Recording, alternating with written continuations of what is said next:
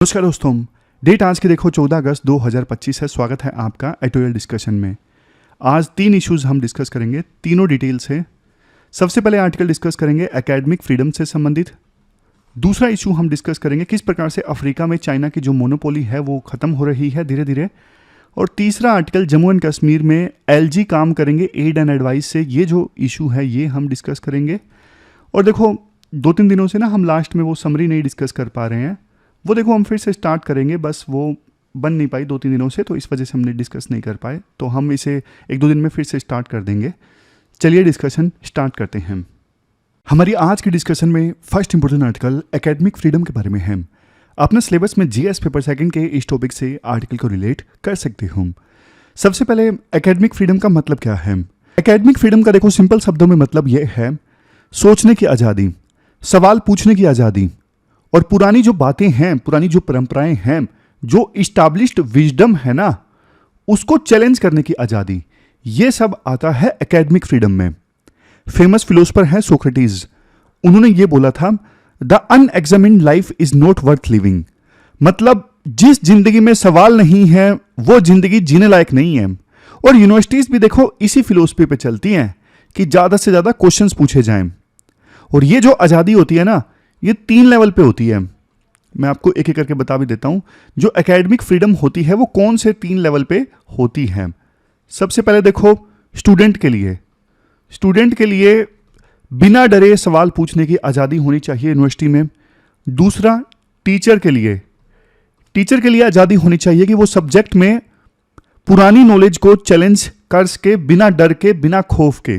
मतलब जो already established बातें हैं ना, जैसे मैं आपको बताऊं ऑलरेडी कोई इस्टाब्लिश थ्योरी है, कोई साइंस का कंसेप्ट है, उसे चैलेंज करने की आज़ादी कि ये गलत है।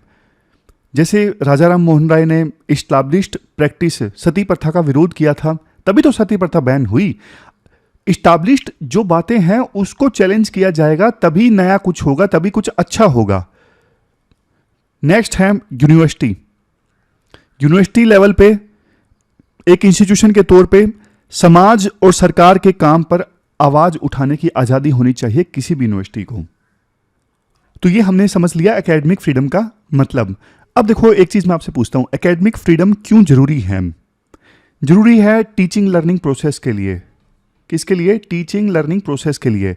सोचो देखो आप एक हिस्ट्री की क्लास में हो, टीचर वही पढ़ा रहा है जो 50 साल से पढ़ाया जा रहा है। आप कोई नया सवाल अगर पूछ लेते हो तो आपको डांट मार के बिठा दिया जाता है। तो क्या इससे आप सीख पाओगे? क्या आपकी क्रिटिकल थिंकिंग डेवलप होगी?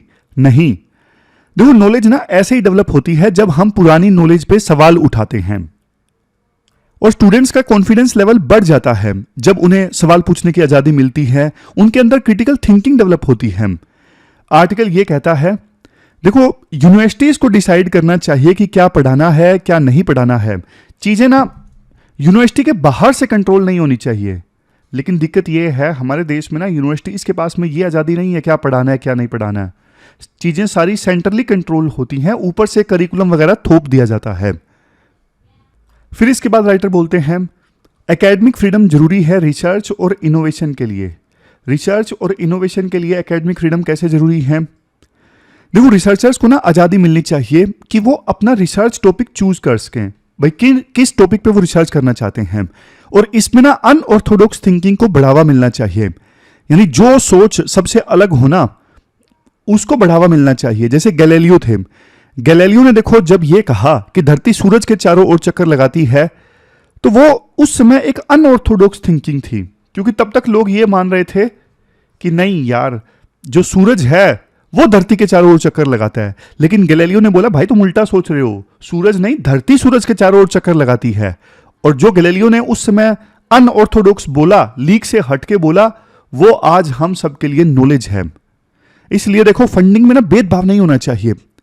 Research funding peer to peer review पे मिलनी चाहिए, ना कि सेंट्रली कंट्रोल्ड होनी चाहिए। पीयर टू पीयर मतलब जैसे साथी साइंटिस्ट ने एक दूसरे के जर्नल को रिव्यू कर दिया, समझ गए। इस बात पे फंडिंग बिल्कुल भी नहीं मिलनी चाहिए कि ये जो रिसर्चर है ये सरकार के पक्ष में बोलता है इसलिए इसके प्रोजेक्ट को फंडिंग दे दो।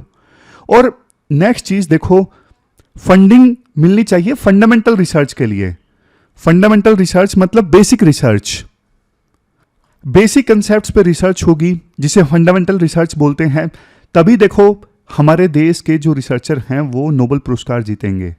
आप एक बात देखोगे, आज़ादी के बाद से हमारे देश में बहुत कम लोगों ने नोबेल पुरस्कार जीता है। ऐसा इसीलिए क्योंकि रिसर्च में फ्रीडम ही नहीं है, तभी तो जीत नहीं पाते। भारत में रियलिटी क्या है, मैं आपको एक एक करके बताता हूँ भारत में फिलहाल रियलिटी क्या है। सबसे पहले आप ये देखिए, सिलेबस पूरी तरह से रेगुलेटेड है, कंट्रोल्ड है, सेंट्रल कंट्रोल है सिलेबस पे। जैसे यूजीसी ने मान लीजिए सिलेबस डिफाइन कर दिया और यूनिवर्सिटीज़ को वो फॉलो करना पड़ता है, ऊपर से तय होके आता है सिलेबस। और अप्रोच भी ना one size fit all approach है, one size fit all approach. IIT का सिलेबस और जेएनयू का सिलेबस सब पर एक जैसा कंट्रोल। रीडिंग लिस्ट भी तय की जाती है, टीचर ये डिसाइड नहीं कर सकता कि स्टूडेंट को क्या पढ़ाना चाहिए। कुछ टॉपिक्स या बुक्स को ना इंटेंशनली एक्सक्लूड कर दिया जाता है जो रूलिंग पार्टी की आइडियोलॉजी को सूट नहीं करता।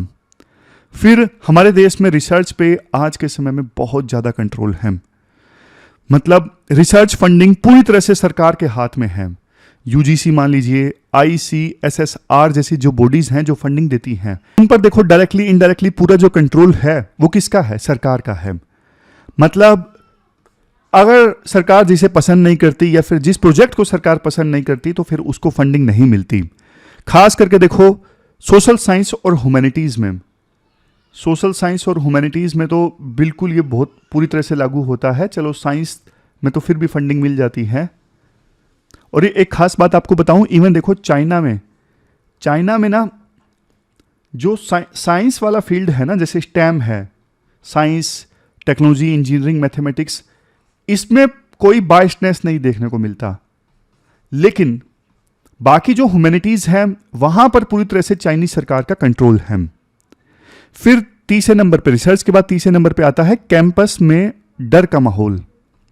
मतलब कैंपसेस में आप देखोगे डिबेट्स और डिस्कशंस पे रोक लगी देखोगे। अगर कोई टॉपिक सरकार के खिलाफ है तो उसे अलाउ नहीं किया जाता। यूनिवर्सिटी एडमिनिस्ट्रेशन खुद ही स्टूडेंट्स या टीचर्स पर एक्शन ले लेता है। सोशल मीडिया पे कोई पोस्ट डालता है तो उस टीचर के खिलाफ एक्शन ले लिया जाता है। इवन जब कोई टीचर बाहर जाता है किसी फॉरेन कॉन्फ्रेंस में हिस्सा लेने के लिए तो पहले अंडरटेकिंग ली जाती है कि वहां पे जाके आप सरकार के अगेंस्ट नहीं बोलोगे। तो मतलब इस प्रकार से कंट्रोल है सरकार का यूनिवर्सिटीज पे। और बात सिर्फ देखो सरकारी यूनिवर्सिटीज की नहीं है, इवन प्राइवेट यूनिवर्सिटीज में भी यही हाल है। प्राइवेट यूनिवर्सिटीज में जो प्रमोटर होते हैं, जिनका पैसा लगा होता है यूनिवर्सिटी में, वो रिस्क नहीं लेना चाहते, वो सरकार को नाराज नहीं करना चाहते, इसलिए वो खुद ही क्रिटिकल वॉइसेस को दबा देते हैं। अपने प्रोफेसर्स को और स्टूडेंट्स को प्राइवेट यूनिवर्सिटीज में भी चुप करा दिया जाता है। तो ये थी आर्टिकल में जो डिस्टर्बिंग रियलिटी बताई गई है। ये सारे पॉइंट्स, 4 ही पॉइंट है मेनली जो मैंने आपको बताया। सिलेबस पे कंट्रोल, रिसर्च पे कंट्रोल, कैंपसेस में डर का माहौल, फॉरेन में जाते हैं तो अंडरटेकिंग ली जाती है, और प्रमोटर मतलब प्राइवेट यूनिवर्सिटीज़ में भी यही हाल है। इसके बाद ना कुछ सजेशंस दिए जाते हैं, तो वो सजेशंस भी आपको मैं पॉइंट वाइज फॉर्म में बता देता हूँ। सबसे पहले राइटर बोलते हैं सरकार को क्या करना चाहिए। सरकार का काम देखो, गवर्नमेंट का काम ना कंट्रोल करना नहीं है, कंट्रोल करना सरकार का काम नहीं है। सरकार का काम है रिसोर्सेज प्रोवाइड करना, क्योंकि सरकार के पास में जो पैसा है वो नेताओं का थोड़ी ना पैसा है, वो पब्लिक मनी है। इसलिए यूनिवर्सिटी सरकार के प्रति नहीं, यूनिवर्सिटी स्टूडेंट्स और सोसाइटी के प्रति अकाउंटेबल होनी चाहिए। किन के प्रति? स्टूडेंट्स एंड सोसाइटी के प्रति, क्योंकि है तो अल्टीमेटली पब्लिक मनी ना। इसलिए यूनिवर्सिटीज को ना पूरा एडमिनिस्ट्रेटिव कंट्रोल उनके हाथों में देना चाहिए। वाइस चांसलर अपॉइंट करने से लेकर स्टाफ हायर करने की पूरी जो आज़ादी है ना, वो यूनिवर्सिटीज़ के पास में होनी चाहिए। उनको ना सिर्फ एडमिनिस्ट्रेटिव कंट्रोल दिया जाए बल्कि फाइनेंशियल कंट्रोल भी दिया जाए। मतलब यूनिवर्सिटी खुद डिसाइड करें कि अपने फंड्स कैसे खर्च करने हैं, किन चीज़ों पे खर्च करना है, किन चीज़ों पे नहीं करना है। और यूनिवर्सिटीज़ को पूरी तरह से एकेडमिक फ्रीडम भी दी जाए, क्या पढ़ाना है, कैसे पढ़ाना है, सबकी आज़ादी। तो यूनिवर्सिटी को 3 लेवल पे फ्रीडम दी जाए, एडमिनिस्ट्रेटिव फ्रीडम, फाइनेंशियल फ्रीडम और एकेडमिक फ्रीडम। और फिर कुछ लोग बोलेंगे कि अगर सारी फ्रीडम यूनिवर्सिटी को दे दी तो उनकी फिर अकाउंटेबिलिटी कैसे सुनिश्चित करेंगे कि यूनिवर्सिटीज़ ठीक से काम करें। क्योंकि मुझे एक एग्जांपल याद आ रहा है, IIM को बहुत फ्रीडम होती है, लेकिन IIM रोहतक के जो चेयरमैन थे या वाइस चांसलर थे, जो भी थे, उन्होंने बहुत पैसा खा लिया सरकार का। तभी एक बिल वगैरह भी आया था IIM इंस्टीट्यूट्स को रेगुलेट करने के लिए। तो कैसे अकाउंटेबिलिटी फिक्स करें यूनिवर्सिटीज़ की कि उनको आज़ादी मिले, तो इसका मतलब ये नहीं कि वो पैसा वगैरह खा जाएं। तो राइटर फिर 3 पॉइंट्स देते हैं अकाउंटेबिलिटी फिक्स करने के लिए। पहला पॉइंट है गुड गवर्नेंस। जी, यूनिवर्सिटीज़ के अंदर ऐसी कमेटी होनी चाहिए जो एक तरफ देखो फ्रीडम सुनिश्चित करे, दूसरी तरफ अकाउंटेबिलिटी भी सुनिश्चित करें, जिम्मेदारी भी सुनिश्चित करें। दूसरा, university ranking, NIRF, national institute of ranking framework जैसी रैंकिंग देखो एक तरह की अकाउंटेबिलिटी तो है। जब रैंकिंग आती है तो देखो यूनिवर्सिटीज़ पे ना बेहतर परफॉर्म करने के लिए आम जनता का प्रेशर होता है। फिर देखो तीसरा है रेगुलेटरी रिफॉर्म। आर्टिकल में देखो ये कहा जाता है कि यूजीसी के चुंगल से आज़ादी जरूरी है। अब अभी ना सब कुछ यूजीसी कंट्रोल कर रहा है। रेगुलेशन हो यूजीसी के द्वारा, लेकिन यूजीसी का कंट्रोल ना हो। रेगुलेशन और कंट्रोल में फर्क है। रेगुलेशन मतलब कुछ गलत ना हो ये देखना, और कंट्रोल मतलब सब कुछ यूजीसी तय कर रहा है। तो इसके लिए ना बात चलती रहती है कि higher education commission of India होना चाहिए, लेकिन इसे इंप्लीमेंट भी करें हम। ऐसा कोई कमीशन होना चाहिए, higher education commission of India, जो चीज़ें सही ढंग से रेगुलेट करें। और एक चीज़ देखो यहाँ पे ये ध्यान में रखनी चाहिए कि सारी यूनिवर्सिटीज़ एक जैसी नहीं है। हर यूनिवर्सिटी अलग है, यूनिवर्सिटी की ज़रूरतें अलग हैं, तो सबके लिए एक जैसे नियम जो हैं वो ठीक नहीं होते। और जब हम बात करते हैं ना हमारे देश में एकेडमिक फ्रीडम नहीं है यूनिवर्सिटीज़ को, ऐसा नहीं है ये सिर्फ हमारे देश की बात है, बल्कि देखो दुनिया भर के देशों में यही तो देखने को मिल रहा है। आप अथॉरिटेरियन कंट्रीज़ देख लीजिए, जैसे चाइना है या फिर रशिया है, वहाँ पे आपको ना के बराबर एकेडमिक फ्रीडम देखने को मिलेगी, और पार्टी लाइन के खिलाफ कुछ नहीं बोल सकते वहाँ की यूनिवर्सिटीज़ में। और चाइना का तो इंटरेस्टिंग पॉइंट मैंने आपको बता ही दिया कि चाइना में स्टेम में तो आज़ादी मिलती है कि साइंस में आप कुछ भी करो आज़ाद हो, लेकिन ह्यूमैनिटीज़ में आप कुछ खास सरकार के खिलाफ वन पार्टी रूल के अगेंस्ट, खास करके कम्युनिस्ट पार्टी के अगेंस्ट बोल नहीं सकते। इवन देखो हंगरी, टर्की, अर्जेंटीना, यहाँ पे भी नाम के इलेक्शंस होते हैं, बट यहाँ पे भी सरकारें जो हैं वो आलोचना को पसंद नहीं करती हैं, और यूनिवर्सिटीज़ पे कंट्रोल बढ़ रहा है इन देशों में भी। और सबसे बड़ा सरप्राइज तो देखो यूएसए है। यूएसए एकेडमिक फ्रीडम की नींव अगर किसी देश में पड़ी तो वो यूएसए में पड़ी, लेकिन आज के समय में ट्रंप का समय है। ट्रंप जो है वो भी अपनी आलोचना ज़्यादा पसंद करते नहीं हैं। रिसर्च ग्रांट्स में कमी की गई है यूएसए में, और पब्लिक यूनिवर्सिटीज़ पे सरकार ने कंट्रोल बढ़ाने की कोशिश की है। ट्रंप नहीं चाहते कि मेरे विरोध की जो आवाज़ें हैं वो यूनिवर्सिटीज़ से निकले। और वैसे देखो एक चीज़ मैं आपको बोलूं कि आखिरकार सरकारें यूनिवर्सिटीज़ पे कंट्रोल इस्टेब्लिश करती क्यों हैं? सबसे पहले उन्हें ना डिसेंट का डर होता है। उन्हें ये लगता है कि अगर देखो हमने ना यूनिवर्सिटीज़ को आज़ादी दी तो हमारे खिलाफ वो बयान देंगे, और दूसरा हमारे खिलाफ बयान दिए जाएंगे ना तो ना एक वेव चल पड़ेगी। वेव मतलब आज यूनिवर्सिटीज़ में आवाज़ें उठ रही हैं, कल बाहर आवाज़ें उठेंगी, तो एक वेव चल पड़ेगी और हम इलेक्शन हार जाएंगे। तीसरा, देखो बाकी जनता तो इतनी पढ़ी लिखी होती नहीं कई बार, लेकिन यूनिवर्सिटीज़ में प्रोफेसर्स, स्टूडेंट्स काफ़ी पढ़े लिखे होते हैं, तो वो सरकार से क्वेश्चंस पूछते हैं और सरकार इनसिक्योर महसूस करती है। जैसे प्रोफेसर्स ने क्वेश्चन पूछ लिया कि सरकार की नीतियों से गरीबी कम क्यों नहीं हुई। अब सरकार अनकंफर्टेबल फील करेगी कि यार क्वेश्चन तो उन्होंने सही पूछ लिया, इसका जवाब क्या दें। समझ गए? तो ये सारी चीज़ें हैं जिसकी वजह से ना सरकारें पसंद नहीं करती। उन्हें यह भी लगता है कि यहां से लीडर निकलेंगे। पास्ट में देखो इतिहास ये दिखाता है कि बड़े बड़े स्टूडेंट लीडर्स बाद में बड़े लीडर्स बने और उन्होंने सरकारें पलट दी। तो अपने खिलाफ वो माहौल नहीं बनने देना चाहते। लेकिन देखो एकेडमिक फ्रीडम की वजह से ना हर तरह का नुकसान होता है। इकोनॉमिक नुकसान होता है। जब नए आइडियाज और इनोवेशन नहीं होगी तो इकोनॉमी कैसे बढ़ेगी? सोसाइटी को नुकसान होता है। जब क्रिटिकल थिंकिंग खत्म हो जाएगी तो समाज अपनी समस्याओं को कैसे सुलझाएगा? पॉलिटी को भी नुकसान होता है। जब यूनिवर्सिटी सरकार से सवाल नहीं पूछेंगी तो सरकार की तो अकाउंटेबिलिटी खत्म हो गई।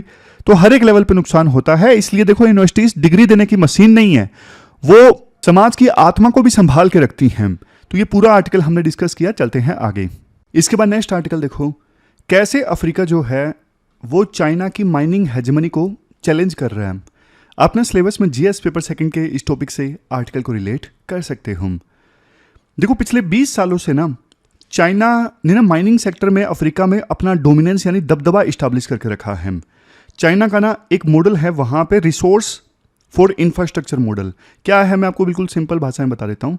मॉडल का नाम क्या है, मॉडल का नाम आप याद रखिए क्योंकि ये कीवर्ड्स यूज कर सकते हो। रिसोर्स फॉर इंफ्रास्ट्रक्चर मॉडल क्या होता है इस मॉडल में?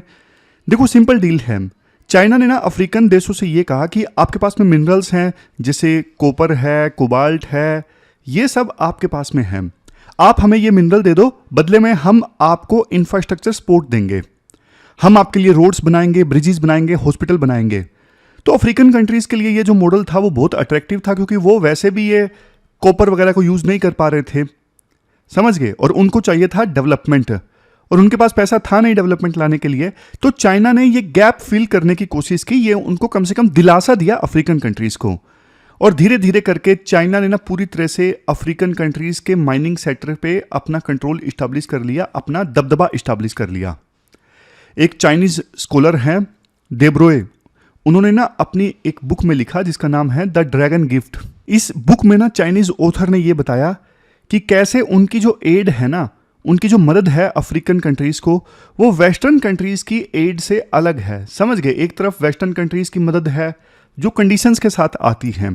वेस्टर्न एड ना बहुत क्वेश्चन पूछती है कि ह्यूमन राइट्स का वायलेशन नहीं होना चाहिए, डेमोक्रेसी होनी चाहिए, ये वो, लेकिन चाइनीज एड ना सिंपल है, बिना किसी कंडीशंस के साथ आती है। तो अफ्रीकन कंट्रीज को ये मॉडल ना बहुत पसंद आया क्योंकि चाइना ह्यूमन राइट्स पे लेक्चर नहीं देता था, चाइना डेमोक्रेसी की बात नहीं करता था, चाइना सिर्फ बिजनेस की बात करता था। तो अफ्रीकन कंट्रीज को ये मॉडल बहुत पसंद आया। लेकिन देखो राइटर ये बोलते हैं अब ना वक्त और जज्बात बदल गए हैं। अब अफ्रीकन कंट्रीज ना पैसिव पार्टनर नहीं है, अब वो अफ्रीकन कंट्रीज धीरे धीरे एक्टिव होने लगे हैं, उन्हें अब समझ में आने लगा है कि खेल क्या है। इसलिए अब अफ्रीका के जो देश है ना वो सोवरेनिटी की मांग कर रहे हैं चाइना से। और ऐसा क्या हुआ कि अब अफ्रीकन कंट्रीज चाइना को चैलेंज देने लगे हैं? अब इसके भी रीजन बताते हैं राइटर। सबसे पहला रीजन है ब्रोकन प्रोमिसेस। क्या है ब्रोकन प्रोमिसेस? आप ये पॉइंट लिखिएगा आंसर में सेम। ब्रोकन प्रोमिसेस मतलब चाइना ने जो वादे किए थे ना अफ्रीकन कंट्रीज से ये रॉ मटेरियल लेने के लिए, वो वादे पूरे नहीं हुए। जैसे चाइना ने जो इंफ्रास्ट्रक्चर डेवलप किया उसकी क्वालिटी काफ़ी ज़्यादा खराब थी। चाइना ने बोला कि हम लोकल लोगों को स्किल्स देंगे, मतलब जो हम फैक्ट्री वगैरह लगा रहे हैं, माइनिंग वगैरह, उसकी स्किल हम लोकल लोगों को प्रोवाइड करेंगे, लेकिन लोकल लोगों को ना तो जॉब मिली ना स्किल्स मिली। समझ गए? दूसरा है अनफेयर डील्स। चाइना ने देखो अफ्रीकन कंट्रीज के साथ में जो डील साइन की ना वो काफ़ी ज़्यादा अनफेयर थी। मतलब अफ्रीकन कंट्रीज को समझ में नहीं आता था कि उनके लिए क्या है क्या नहीं है। डील पूरी तरह से कई बार ओपेक होती थी, नॉन ट्रांसपेरेंट होती थी, और लास्ट में अफ्रीकन कंट्रीज को मिलता सिर्फ कचरा। लेकिन देखो अब अफ्रीकन देश ये बोल रहे हैं इनफ इज इनफ, हमें देखो फेयर और ट्रांसपेरेंट पार्टनरशिप चाहिए, हमें इकोनॉमी में ना सोवरेनिटी चाहिए, हम हमारे रॉ मटेरियल का भविष्य जो है वो खुद डिसाइड करेंगे, मतलब हमारे रिसोर्सेज हमारे रूल्स। चलो देखो ये तो हमने थोड़ी जनरल बातें डिस्कस कर ली, अब स्पेसिफिक एग्जाम्पल्स डिस्कस करते हैं। जैसे डीआरसी का एग्जाम्पल है, democratic Republic of Congo. Cobalt का किंग है डीआरसी। दुनिया का 80% जो कोबाल्ट है ना वो डीआरसी से आता है। और कोबाल्ट ये देखो इलेक्ट्रिक व्हीकल्स, बैटरीज और स्मार्टफोन्स का ना हार्ट है, इसमें सबसे ज़्यादा इस्तेमाल होता है। कोबाल्ट को ब्लू गोल्ड भी कहा जाता है। क्या बोला जाता है? Blue gold. ये है डीआरसी, समझ गए? और इस 80% कोबाल्ट का ना, मतलब डीआरसी में जो 80% कोबाल्ट है, इसका 80% कंट्रोल किसके पास में है? चाइना के पास में है। सोचो कितना बड़ा कंट्रोल चाइना के पास में है। अब यहां पे ना एक डील है, डील का नाम क्या है? सिकोमाइंस डील। ये देखो सिकोमाइंस डील, सिकोमाइन डील्स, ये देखो यही रिसोर्सेज फॉर इंफ्रास्ट्रक्चर वाली डील थी। चाइनीज फार्म्स को माइनिंग राइट्स मिले इस सिकोमाइंस डील में, बदले में इंफ्रास्ट्रक्चर का प्रोमिस था, लेकिन क्या पूरा हुआ?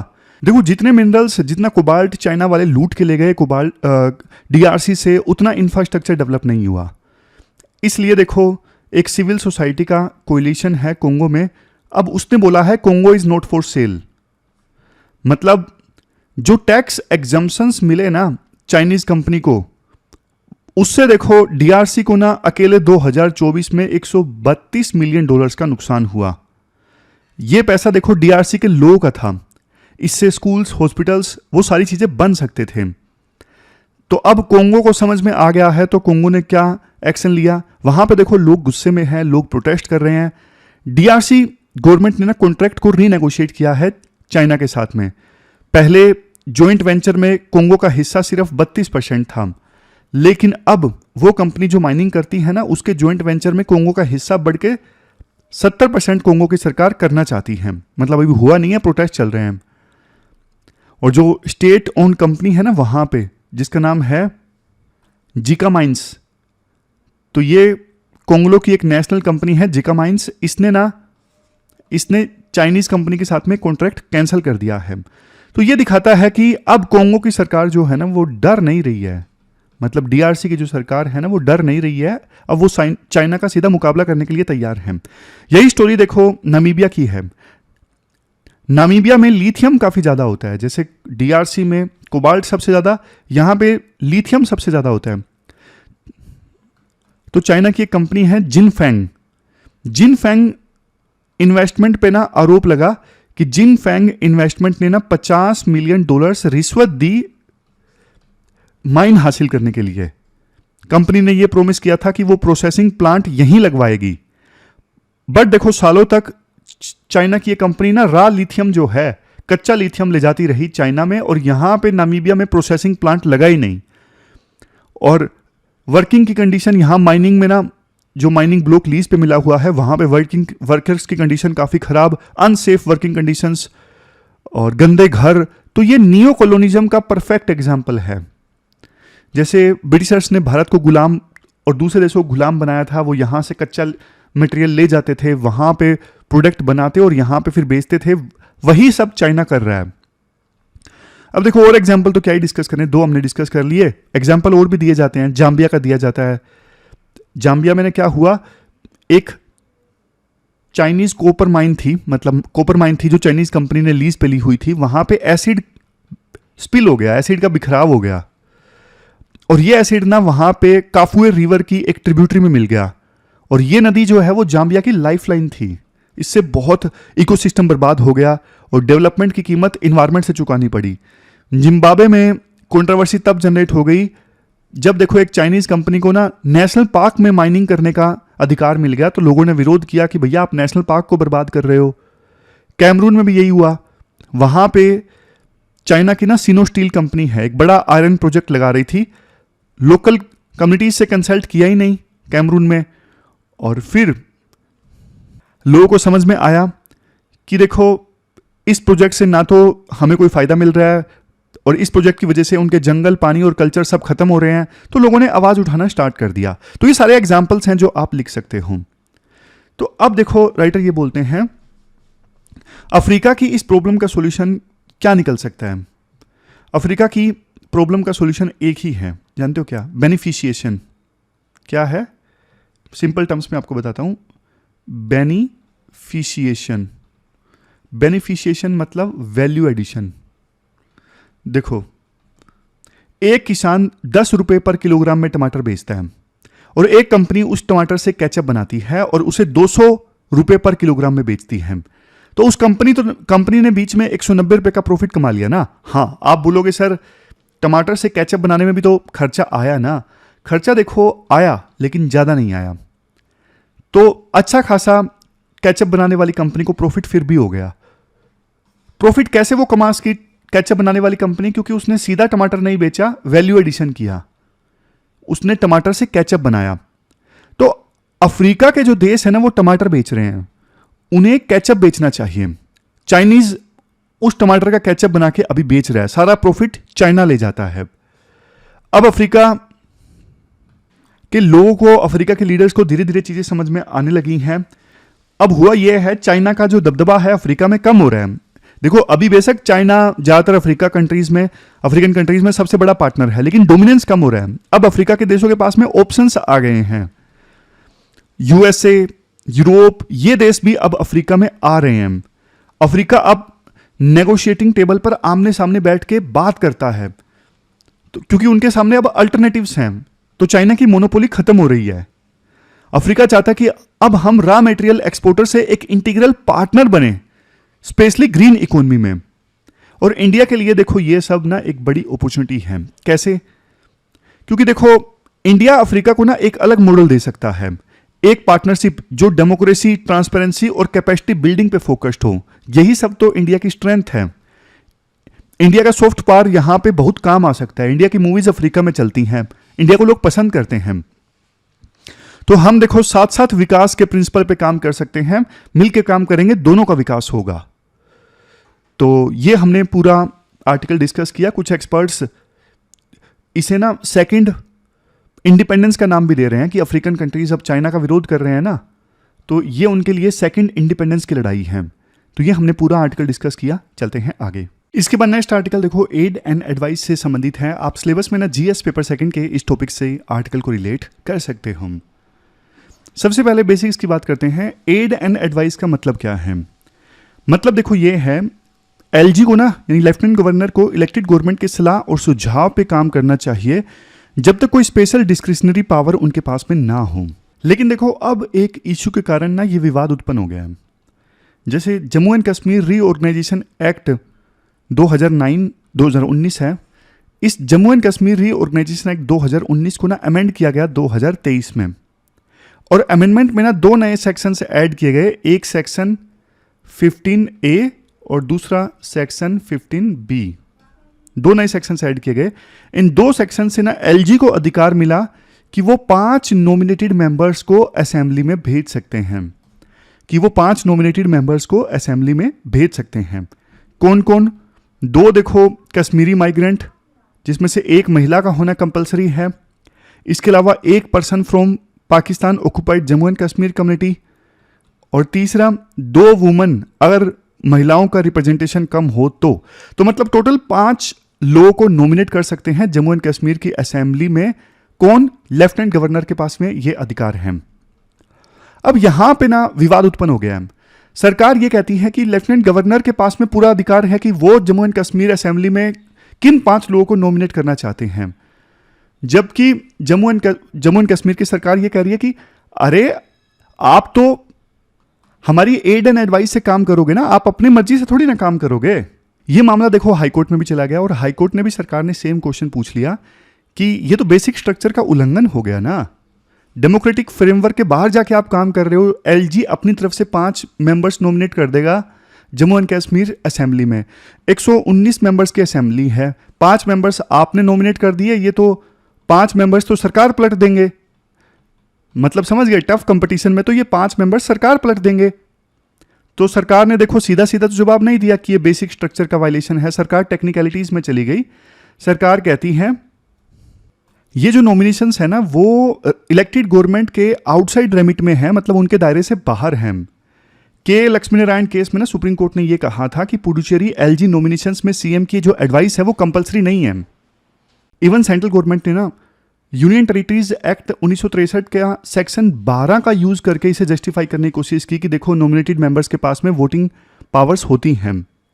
तो मिनिस्ट्री ने टेक्निकलिटीज पे फोकस किया, संविधान की एसेंस को इग्नोर कर दिया। सुप्रीम कोर्ट का जो रिसेंट स्टांस था ना वो ये कहता है कि एलजी को इलेक्टेड गवर्नमेंट की एड एंड एडवाइस लेनी चाहिए, ये एक्सेप्शन नहीं। मतलब इसमें एक्सेप्शन तो है, वो रेयर होनी चाहिए। समझ गए? तो ये पूरा आर्टिकल है देखो, इसमें यही बोला जाता है कि जम्मू एंड कश्मीर का जो स्टेटहुड था ना 2019 के बाद में चला गया। सुप्रीम कोर्ट ने स्टेटहुड फिर से रिस्टोर करने का प्रोमिस जो था उसे एक्नॉलेज किया। और जम्मू एंड कश्मीर की पॉलिटिकल हिस्ट्री में ना सेंटर वर्सेस स्टेट का टेंशन पुराना है। कभी गवर्नर का रूल, कभी प्रेसिडेंट का रूल बार बार लगा।